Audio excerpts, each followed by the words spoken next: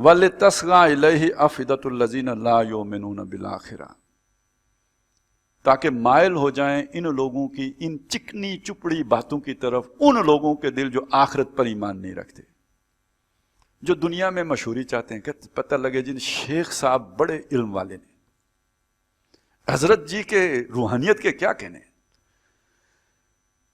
تو جو اس طرح کی دنیا ہی بنانا چاہتے، دنیا صرف یہی تو نہیں ہوتی نا آپ کتنے بڑے چودھری ہیں، دنیا یہی تو نہیں ہوتی کہ آپ کو اقتدار کتنا مل گیا، دنیا شہرت بھی تو مانگتی ہے نا.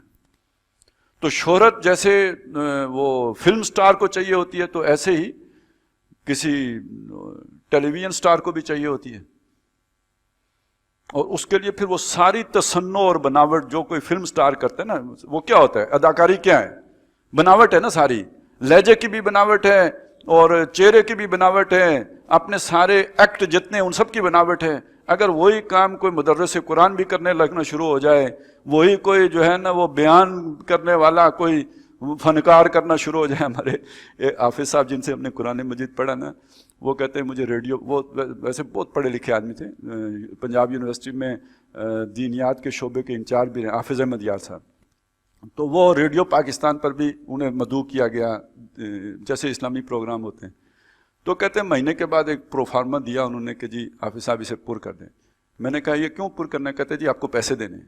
تو میں نے کہا میں نے تو پیسے نہیں لینے، میں دینی خدمت کے پیسے نہیں دیتا. انہوں نے کہا نہیں یہ ہمارا قانون ہے، لینے پڑیں گے، یہ فل اس کے بغیر تو پروگرام ہو ہی نہیں سکتا. ہمارا تو سارا وہ ٹائم اور اس کے ساتھ یہ ساری چیزیں طے ہوتی ہیں، آڈٹ ہی نہیں ہو سکتا اگر آپ یہ نہ کریں. تو یہ تو ہماری مجبوری ہے، آپ بے شک کسی مسجد کو دے دیں، یہ آپ کی سردردی ہے، ہم سے لینے پڑیں گے. تو میں نے کہا کہ چلیں دے دیں، میں پر کرتا ہوں. کہتے سب سے اوپر لکھا ہوا تھا نام فنکار.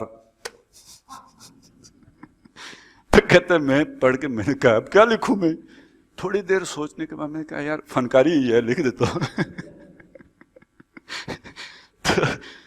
تو بہرحال لیکن لوگ تو باقاعدہ اداکاریاں کرتے ہیں اور پھر ادھر ہی مشہور بھی ہوتے ہیں. وہ تو آپ اگر دیکھیں تو بالآخر اللہ تعالیٰ اوپر کا چھلکا اتار دیتے ہیں نا، وہ حقیقت کھل جاتی ہے.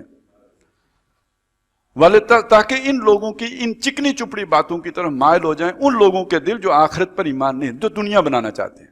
اور پھر انہیں آپ دیکھیں گے کہ انہی کے رنگ میں آپ کو رنگے ہوئے نظر آئیں گے. وہ جو ان کے جیسے شیخ ہوتے ہیں نا، جتنی ان کی جیسی ان کی داڑھی ہوگی، جیسی ان کی مونچھیں ہوں گی، جیسے ان کی ٹوپی ہوگی، جیسے ان کے کپڑے ہوں گے، جیسے ان کی وہ منہ ٹیڑھا کر کے بات کرنے کا انداز ہوگا، تو شیخ کے سارے مریدوں کے اندر بھی جو ہے نا وہ خود بخود وہ آنا شروع ہو جائے گا. وَلَيَرْضَوْهُ. اب یہ اگلی بات ہے، شیخ انٹلیکچول بھی ہوتے ہیں، یا چلیں وہ انٹر کچکول ہوتے ہیں، جو بھی ہوتے ہیں، لیکن کچھ نہ کچھ ہوتے ہیں.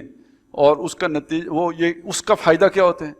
انسان کو اللہ تعالیٰ نے جو یہ ضمیر دیا ہے نا، جو گناہ پر اسے ٹوکتا ہے، گناہ کر کے اندر ایک بے چینی آدمی محسوس کرتا ہے میں نے غلط کام کیوں کیا. اب یہاں جب تک آپ آپ نے کل آیا تھا نا، سوشل انجینئرنگ بھی آئی تھی اور جینیٹک انجینئرنگ بھی آئی تھی.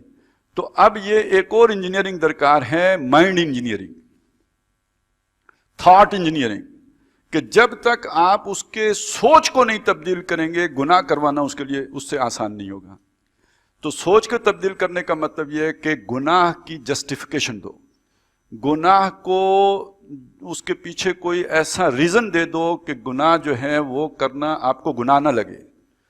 اب آپ ان سارے دانشوروں کو پہچان لیجئے جو آپ کو یہ بتاتے ہیں یہ جو سسٹم موجود ہے اسی کے اندر ہمیں جینا چاہیے. دلیل تو بڑی اچھی آئے گی کیونکہ بہت پیچھے وہی سے آ رہی ہے، غوث کتب ابدالم کی وہی یہاں آ رہی ہیں یہاں پہ. تو دلیل کیسے نہیں مضبوط ہوگی؟ دلیل علمی کیسے نہیں ہوگی؟ زخرف القول ہوگا تو علمی تو لگے گی. لیکن نتیجہ کیا نکلا ہے؟ یہ جو شیطانی نظام ہے، باطل نظام ہے، طاغوتی نظام ہے، اس کے ساتھ گزارا کرو. اگر نتیجہ یہ نکلا ہے تو پھر سمجھ لیں کہ دلیل کدھر سے آئی ہوگی. اسی طرح بے پردگی ہے. تو پردہ تو حضور کے دور کے لیے تھا نا جو قرآن میں حکم آیا ہے، ہمارے دور کے لیے تو نہیں ہے. کیسی بہترین دلیل ہے. تو سوچیں نا کدھر سے آئی ہوگی. جس نے یہ دلیل قبول کر لی، جسے آخرت کا ڈر ہوگا، وہ تو اس دلیل سے ڈر جائے گا کہ اللہ کا حکم چھوڑ دوں. لیکن جو دنیا بنانا چاہتا ہے اس کے لیے یہ دلیل تو بہت کارگر دلیل ہے. اب اس کا ضمیر اسے کچو کے نہیں لگائے گا. اسی قسم کی شے یہ اسلامی بینکنگ بھی ہے. ایک آدمی کو آپ نے حدیثیں سنائی کہ سود کتنا بڑا جرم ہے، کتنا بڑا جرم ہے، اس کے 70 حصے کرو، سب سے چھوٹا حصہ یہ ہے کہ ماں سے بدکاری کرے، کانپ جائے گا یا نہیں؟ یہ سارا آپ نے سنایا.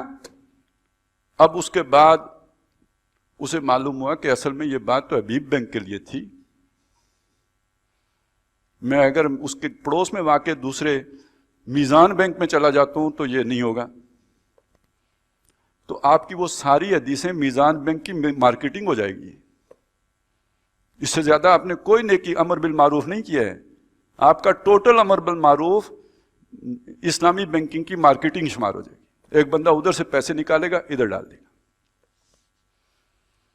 تو آپ سمجھیے نا یہ کیا کیا شیطان کھیل کھیلے گا. یہ ہفتے کے دن مچھلیاں پکڑنے کا طریقہ ہے. جب تک آپ اگر مچھلیاں ڈائریکٹ پکڑ لیتے ہیں ہفتے کے دن تو آپ ڈریں گے، آپ گھبرائیں گے، آپ استغفار تو کم از کم کریں گے کہ اللہ غلطی ہو گئی. جب مفتی صاحب نے آپ کو ہفتے کے دن مچھلی پکڑنے کا اسلامی طریقہ بتا دیا، اس کے بعد آپ تو مطمئن ہو گئے. اب کیوں آپ ڈریں گے؟ آپ تو مچھلی انیم مریا کھائیں گے. والے یرضاؤ ہو، اس کو یہاں کا تاکہ وہ راضی بھی ہو جائیں اس گناہ کے کام پر. نہیں تو گناہ کے کام پر انسان کی طبیعت راضی نہیں ہو سکتی. اس کا ایٹیچیوڈ ہی بدل دیں. والے یکترفوا ما ہم مقترفون، تاکہ وہ کرتے رہیں جو وہ کرنا چاہتے ہیں، کبھی توبہ نہ کریں، توبہ نصیب نہ ہو. اب سمجھ آئی اللہ کیسے پھنستا ہے. وہ شیطان کو موقع دے دیتا ہے، سوار ہو جا ان پر.